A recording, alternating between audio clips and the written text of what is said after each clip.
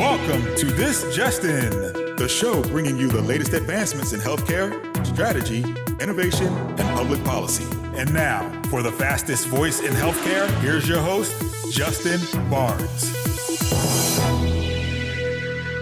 Hello, everyone, and welcome back to the special edition of This Just In Radio. I'm your host, Justin Barnes. Today, we're broadcasting live from HIMSS25 in sunny Las Vegas. Very excited to be here. It's already been an action-packed 72 hours. The HIMSS annual conference is always a centerpiece of my annual schedule, and this happens to be my 25th HIMSS annual conference and my 11th year broadcasting from the annual conference, which leads us to today. This is the start of 3 days, 5 shows, and over 40 guests here in Las Vegas for HIMSS25. We have our best lineup yet of CEOs, CIOs, CTOs, care providers, researchers, policy leaders, and visionaries joining this show. As many of you know, my goal for broadcasting live each year from these key conferences is to create an information medium that shares best practices, key strategies, and actionable intelligence from the industry's leading sources and experts. My objective, along with all my guests here, will be to offer tactics and strategies to not only survive, but to thrive as you navigate your hospital, your physician practice, your company, or even your family through all these changes occurring across healthcare today. There is more opportunity than ever before for all of us to thrive, but we must understand how healthcare is evolving, how policy and reimbursement is shifting, and where best practices and innovation can support our efforts. I hope you glean all of this over the next few days. That's at least my goal. Welcome back to This Just In Radio Show, broadcasting live from HIMSS25 in sunny Las Vegas. Very excited to introduce my next guest and great friend of the show, Dr. Rasu Shrestha, Chief Innovation and Commercialization Officer and Executive Vice President at Advocate Health. A big welcome back to the show, my good friend. How are you? Thank you, Justin. I'm always excited to be with you, and I love the energy that you bring to this show. I absolutely do. Not just the energy, but also the insights. And I'm great. Thank you. Awesome. Yep. And it's been actually you've been here a couple of days now, insightful couple of days, walking around? Yeah, no, I came in the day before yesterday, so I could make it in time for the executive forum yesterday. And you spoke yesterday? I was actually the opening keynote for the HIMSS executive forum. It was great. A big ballroom full of CMIOs. Yep. So it was great. My tribe, you know, and it was wonderful. I really enjoyed that conversation, and I think the entirety of the day yesterday was amazing because before the start of the main show, we had an opportunity to just really talk about issues of substance. So it was wonderful. Yep, love it. So I'd like to start off with something positive. What progress are you most excited about seeing in healthcare now in the industry? You know, what's really interesting is a couple of years ago, we'd come to a HIMSS show and we'd say, hey, it's all about AI, right? Yes. Everyone's talking about AI. I strongly do believe that we are now beyond the hype cycle of AI, right? And there is actual delivery of real value from an AI and Gen AI perspective. So whether it's around ambient voice and listening, right? Yep. Or whether specifically around things like in radiology and imaging, where we've had AI for a while, but now with the power of Gen AI and some of the adoption and the integration, we're really starting to see tremendous differences. So that's what I'm really excited about. So at Advocate and personally, what are you working on that you're most passionate about today? Yeah, so lots of things. This is a big year for us, 2025. It is. A lot of things that we've been working on in the last several years, we're actually going to turn on this year. So one big thing is the Pearl, the Innovation District in Charlotte. So we have an innovation district up in Winston-Salem called IQ Innovation Quarter. This last year alone, it generated $1.66 billion of economic impact at IQ. So we're opening Charlotte's very own innovation district called the Pearl. And once we're up and running in its entirety, the Pearl would have generated 11,500 new jobs. So just think about the economic engine, the jobs engine, right? And as well as the innovations and the impact and that, intentional collisions that we're going to foster between researchers and clinicians and investors and startup community and others as well. So super excited about that. Also the launch of our new medical school, Charlotte's first 4-year medical school. Super excited about that again this year. And then ERCAD, which is the Experiential Learning Surgical Simulation Robotics Center. It's a destination center It is ERCAT North America, so a destination for all of North America and globally as well. And that's also opening this summer. So we've got a busy schedule lined up of amazing innovations and partnerships as well. Yeah, so I mean, even the care, now I just think my brain starts to fly here on just the care advancements that you're be bringing to those ecosystems as well. I mean, Charlotte is epicenter for care. Yeah. Talk a second about that. I mean, you're bringing leading care around the world to Charlotte, basically, and the surrounding communities. Yeah, no, absolutely. And when you think about things like surgery, we've made such tremendous advancements in the last several years. And today, when you're doing surgery, in large parts you're using robots, little chopsticks with 1 centimeter incisions versus a big incision, right? And you're admitted in the hospital for days at a time with potential risks and quality issues and all of that as well. So you've got robotic surgery enhanced with AI is a big deal right now. So ERCAT North America really will be that destination center for training, and we're going to have thousands of surgeons flying into Charlotte, North Carolina, every year to get trained in minimally invasive surgery, robotics, and AI. So it's going to be tremendous. Who are some of the partners there that are working with you? Yeah, so this really is an ecosystem play. ERCAT North America is a wholly owned subsidiary of Atrium Health, now Advocate Health. Yep. So we're excited about that. ERCAT is headquartered out of Strasbourg in France, and there is a global presence.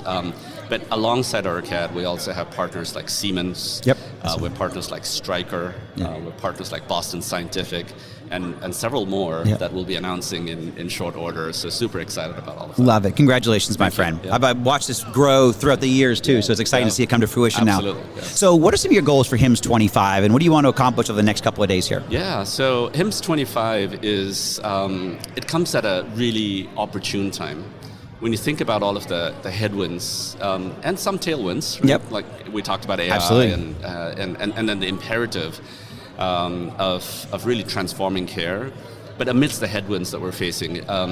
So what I already have been engaging at HIMSS25 has been real conversation in terms of saying, all right, how do we navigate those headwinds, right? So amidst, for example, some of the funding challenges, right, from federal government and beyond, how do we make sure that we're really taking advantage of industry partnerships and catapulting forward the things that we're already starting to do in terms of building out these ecosystems, right? So that really is a big part of my HIMSS 2025. I mentioned yesterday, I spoke at the HIMSS Executive Physician Forum, which I think was really great dialogue.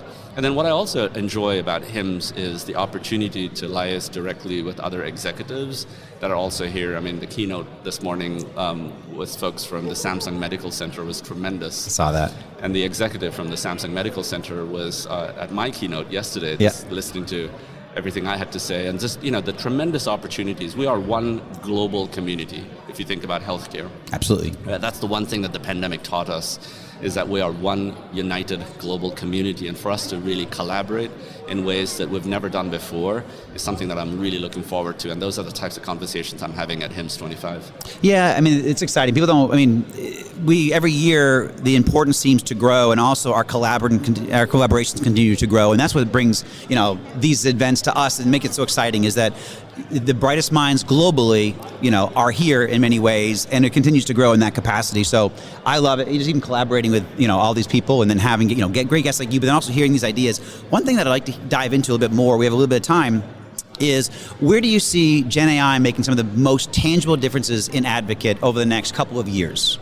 Yeah, so we're excited about Gen AI, not just for the sake of Gen AI, but in the way that it can really enhance and accelerate the pace of clinical transformation as well as experiences. Right, there you go. Right, so I've said for a while that healthcare has been stuck in the mires of transactional healthcare. Absolutely. Right? Healthcare is transactional healthcare, and it really needs to be elevated to experiential healthcare.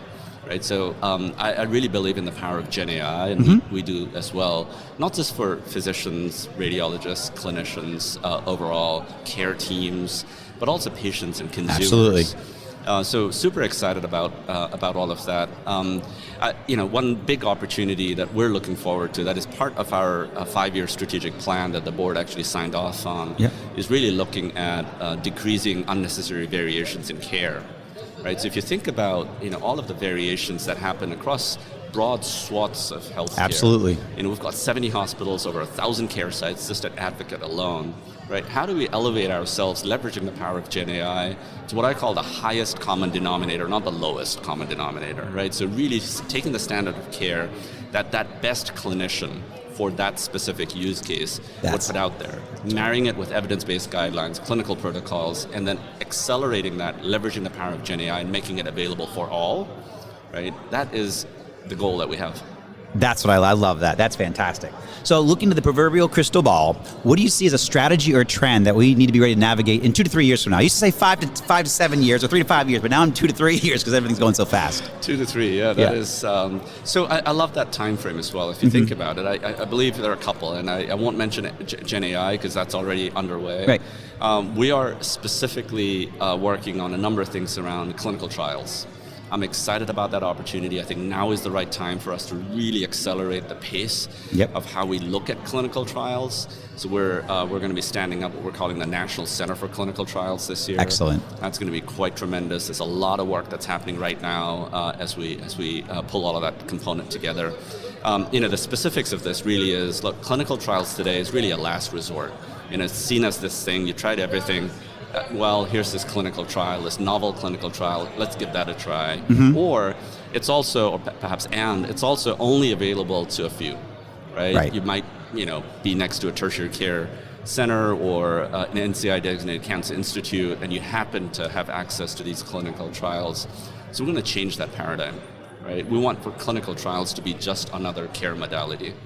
We want it to be available and accessible to all. We want to leverage the power of Gen AI to really decipher the specifics of all of the data elements that come around patient recruitment and clinical trials, drug development, CROs, the work with pharma, and really say, how do we benefit that patient? How do we contextualize all of this to that N of one that is the patient? So super excited about that.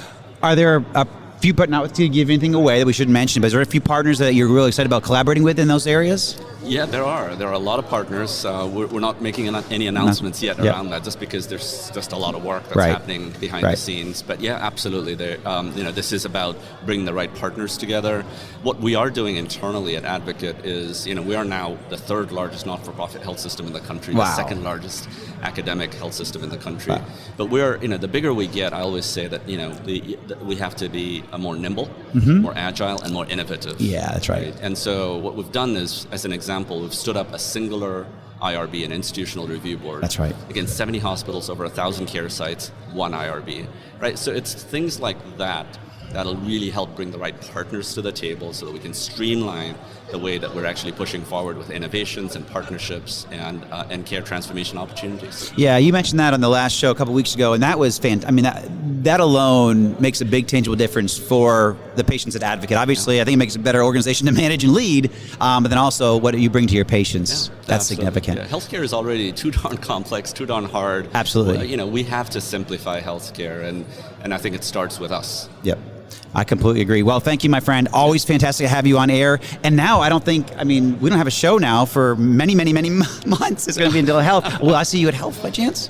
Yes. You in? I'll be there. Yeah. Fantastic. Rasu Shrestha, thank you so much for joining me, my friend. As always, you're awesome. Thank you, Ryan. Appreciate it. All right. Welcome back to This Justin Radio Show, broadcasting live from HIMSS25 in sunny Las Vegas. I'm very excited to introduce my next guest and great friend of the show, Hal Wolf, President CEO of HIMSS. A big thank you and welcome back to the show, my friend. Thank you so much. It is great to be here. You got it. Wrap-up day. I know. I'm extremely excited. I know you are. It's been an amazing couple of days, certainly for me, but I assume it's been an amazing couple of days for you. It has been exhausting and amazing. Yes. Most of us got in, the majority came in Saturday morning. Yes. And we've been just running full stop. Now here we are settling in on Thursday afternoon. Yeah. Still activity going on the floor, which is phenomenal. Yes, exciting. And it's been an exhausting 5 days for sure. I bet. Well, your team did a phenomenal job. I've had now 38 guests so far rolling through the show, been all over the floor. I've only heard phenomenal things. Everybody's extremely happy. Our numbers are back to pre-COVID days. Excited to see this. I mean, I've been saying for now a couple of months, this is my Super Bowl coming in. I achieved all of my goals. I loved it. What are your thoughts on what you've been able to see the last couple of days? We're thrilled, Yeah, and good. there are a number of reasons. First of all, you noted it. It's back to pre-COVID days. Yep. The decision makers are here. They absolutely are. There's been a buzz on this floor. It has been nonstop for 3 days, and you can have a great first day, and then you can have a whatever. It's been 3 straight days. Unbelievable. Yep. The content's been outstanding. Absolutely. And when you get outside of the floor itself, and this is something everyone's just talking to each other. They are. I mean, the hallways are packed, the conversations are packed, the lines are at the restaurants. Yeah. It is like it was before, and we're absolutely as happy as can be. The attendance has been outstanding. We've had the highest level of professional attendance that we've had in years. Yeah, the quality's there. Quality is really there. For sure. And I always say, if you can't achieve your goals at HIMSS, that's on you.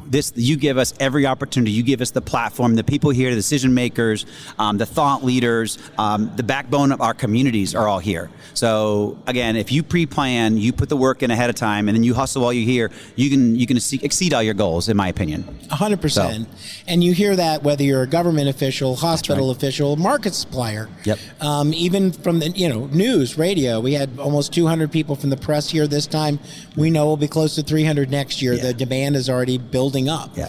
So we're very excited. And to jump the gun a little bit, is it what are the dates? Is it March 9th to 14th? What are the dates? You remember for 2026? I think you're right. I think it's March 9th. But 9th to 12th maybe. But yeah, 9th a lot of promotion will be coming out. back here in Las Vegas. Yeah, I'm excited about that. And that is going to be very good. Yeah, and don't give my secret away, but I always book my hotel far in advance for that exact reason. But no one heard I that. won't tell. Yeah, thank you.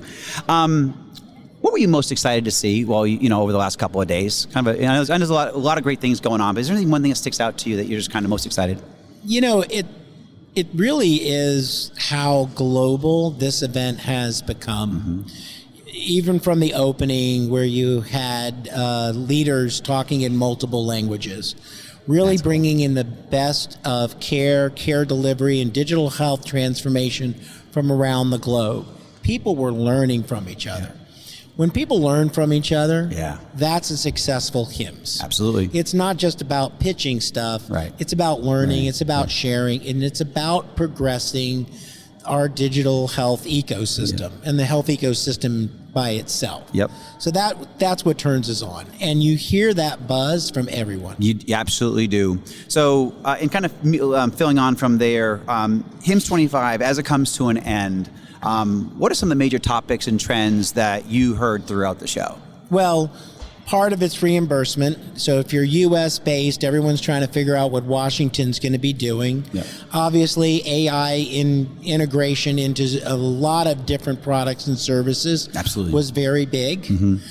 Informatics from a nursing, training, and physician standpoint was also very big. Right. Because people have to get retrained to understand what's coming. Absolutely. And then finally, as I was thinking about and was walking the floor and looking at all of the efforts going on, there's an interesting, I'm trying to frame it this way, an interesting cross-pollination between the market suppliers and the providers, where they're collaborating at a highest level that I have not seen. Absolutely agree. Maybe ever. Ever, yeah. And I've heard that now as a theme.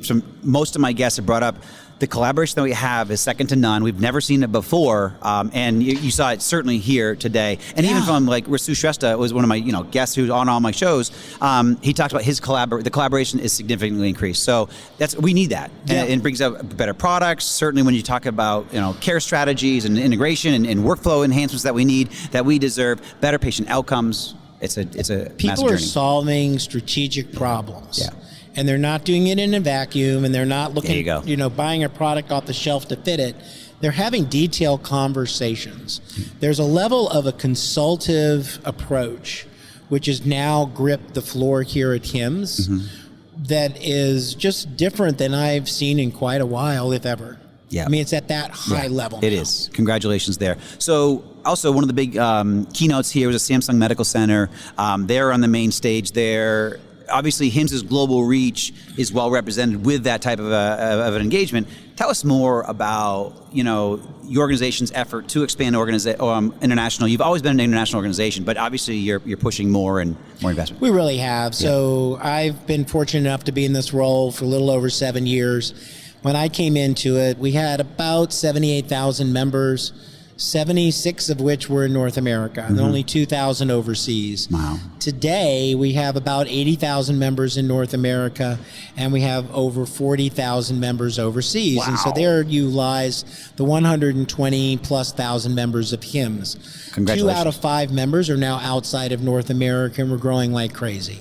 Then you look up and you say, okay, well, where are the smartest hospitals in the world? Well, Samsung Medical Center has not 1, not 2, not 3, but 4 level 7s of HIMSS maturity models and a perfect score in digital health indicator. Yeah. So what that means is they're the most digital health ready hospital we know of. Right.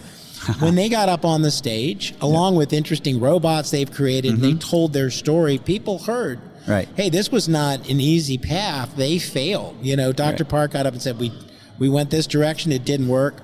And the second he said that, everyone went, oh, they're just like us. Right. I can learn from them. Absolutely. Because they failed and then they rebuilt. How did they do that? Yeah. Well, that's what HIMSS does. Yep. We bring together the lessons from around the world so that people can learn from each other. We're a global community. Yeah, absolutely. And it's all represented here. Well, to prove your point, right after that keynote, Rasu Shrestha, who's a great thought leader in the industry, one of the best, a great friend of the show, came right onto this show. And he talked about what he saw in that presentation. He was inspired by what you saw. So to your point, I mean, some of our biggest thought leaders here in America, got a lot from that presentation. So thank you for putting that on. Oh, no, it was actually my pleasure. And frankly, maybe a little, I went to Korea, I've gone it several times. I've gotten to know the Samsung Medical Center people. I saw the story that they had gone through, and I said, this is the opening of HIMSS. Yeah. And we're tremendous partners at Informa Connect said, yes, this makes perfect sense. They came, and I thought everyone did a phenomenal job. Yeah, well done, for sure. So as you look to the rest of the year, obviously you can take a little bit of time off, for sure. You deserve it, your team deserves it. What else will HIMSS be working on? What's next for society? So we are really focused on 4 major themes from a strategy standpoint to support our members. One is digital health transformation, which is a large bucket. We get that. Next is AI. What's responsible AI? How do you prepare for it? How do you train your people? Right behind AI, you've got to focus on cybersecurity. Absolutely. Very important. One does not go without the other. Yep. And not surprisingly, then workforce development. So those are the 4 major themes. Yep. We have Paris coming up the first week of June. So that's going to be a wonderful event. And then we'll be announcing our Asia Pac location very soon. It's all in the works. We just haven't brought it forward. So HIMSS Europe will be in Paris, basically? Could you call it HIMSS Europe, or what's yes, it? It's HIMSS25 Europe. Okay. As this is the HIMSS25 Global Conference, that's the HIMSS25 Europe, and really Europe Middle East Conference. This is my 25th HIMSS annual conference. You're ahead of me. This is my 21st. So, but how many HIMSS annual conferences has it been? 25? No, there's been many more than that. That's the year. As I thought. I actually ran into someone the other day had been to 37 straight. Yeah. Okay. Yeah. That's. Who do you remember that person's name? I may know them. Because there's only small group of us back then. I don't know if she would want me to say never that mind. name. Yeah, let's scratch that. Absolutely. But I realized I was trying to do the math before. I think I missed a couple years. I started coming in 1997. I missed 1 or 2 years. But you were great. I gave you kudos even earlier in my program, because even when 2020 we had to punt because of COVID, we did the broadcast remotely, because this is my 11th year broadcasting live from HIMSS annual conference, and you still stayed with the show. Even Anish, Rasu, John Halamka, everybody stayed with the show, and during that time. So it ended up being fantastic. You feel an important function and a very important voice, and we deeply appreciate it. Thank you, my friend. So, and you brought this up initially, the digital health transformation and the ecosystem. So tell us more about how HIMSS drives digital health transformation, and what else HIMSS does to support the digital maturity in that health ecosystem. Sure, be happy to. I think a lot of it begins, first of all, with our maturity models. They're different than others. If you go back years ago, our maturity models were more of a technical checklist, which a lot of people have. Yep. But where we did the transformation over the last couple of years is really to drive, it's not so much the technology, but what are you doing with it? How's the impact on access? How's the impact on quality?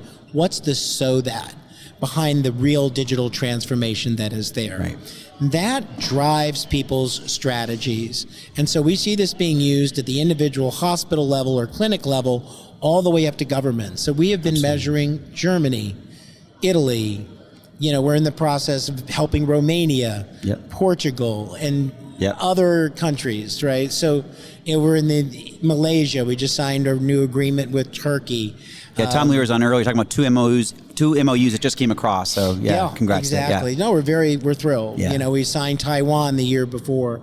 And what we're doing is we're working with the ministries of health, where we lay out for them the ability to measure all of their hospitals on their digital maturity journey. And then we come behind that and measure it again with helping them in between with advisory services and giving them that direction.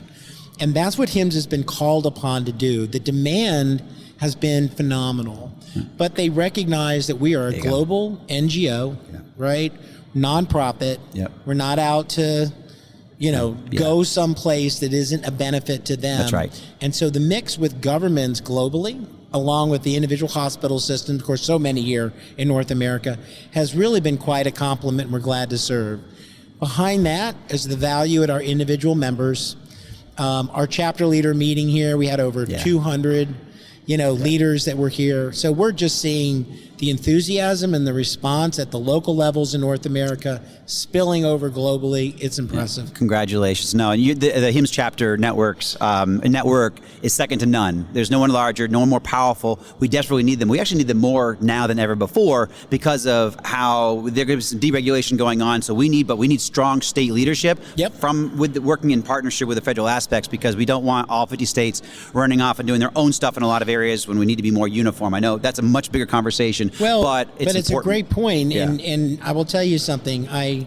I'm a member of the Colorado chapter, and on March 17th is our advocacy day in the state of Colorado, and I'm flying back from a place on the 16th so I can be there. It's that to important. Support it. Absolutely. Go up on the Hill, because we coordinate this through our national government relations team, to your point, so that we do have a coordinated approach, and now more than ever. Yeah, it's vital to our industry. So thank you. Hal Wolf, thank you so much, my friend, for joining the show. My pleasure to be here, and thank you for having us. Thank you for being here. Absolutely, every year. At the Global Conference, and we'll look forward to next year as well. I'm already am. Thank you so much, my friend. Beautiful. See you soon.